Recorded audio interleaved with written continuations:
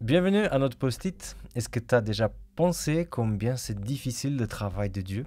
Alors, tout en pensant à cette idée-là, on va commencer notre post-it avec la Bible dans la main, bien sûr, avec le psaume 130 et le verset 3 jusqu'au verset 4.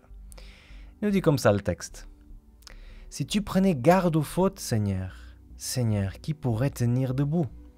Mais c'est auprès de toi que se trouve le pardon, afin qu'on te craigne. » Comme je disais au début, j'imagine que le boulot de Dieu, il est vraiment difficile. Imagine-toi que tu crées des créatures avec un potentiel absolument gigantesque, infini. Tu les mets dans un cadre excellent, entouré de bénédictions. Mais malgré tout ça que tu as construit, que tu as projeté, ils sont toujours en train d'aller dans une direction où ils se font du mal. Et ceux qui sont en train de m'écouter et qui ont des enfants, vous savez combien ça nous heurte quand on voit nos enfants se faire du mal. Alors, Dieu, il regarde notre vie, notre action ici sur Terre, et il voit qu'en fait, il n'y a que des fautes, il n'y a que des moments qui on tombe. Et ça devrait être vraiment difficile pour lui. Mais Dieu ne va pas nous juger selon notre comportement. Il va essayer de nous juger selon la direction qu'on prend pour notre vie.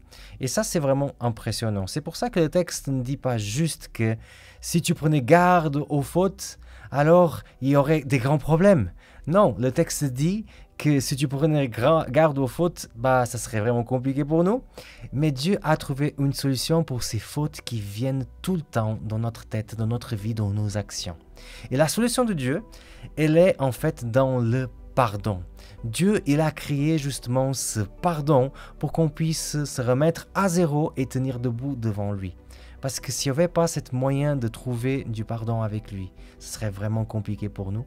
Mais le texte ajoute encore une chose, il dit à la fin, mais c'est auprès de toi que se trouve le pardon, afin que quoi? Afin qu'on te craigne. Alors, craigner Dieu, ou tout simplement la crainte de Dieu, c'est pas quelque chose qu'on approche joyeusement.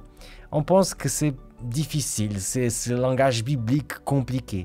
Mais en fait, quand on va décortiquer ce qu'est-ce que c'est la crainte dans l'Ancien Testament et dans la Bible entière, on s'aperçoit qu'en fait, craigner Dieu, c'est avoir une relation d'admiration et respect pour lui. Et c'est justement cela qui arrive lorsqu'on trouve en Jésus la solution pour nos fautes, lorsqu'on trouve en Jésus le pardon pour nos fautes. Il y a quelque chose qui se passe en nous, on commence à le craigner, on commence à sentir une admiration et un respect très grand pour lui.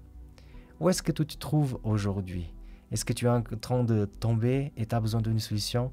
Jésus a la solution pour toi. Moi, je m'appelle Samuel Cunha et c'était le post-it d'aujourd'hui.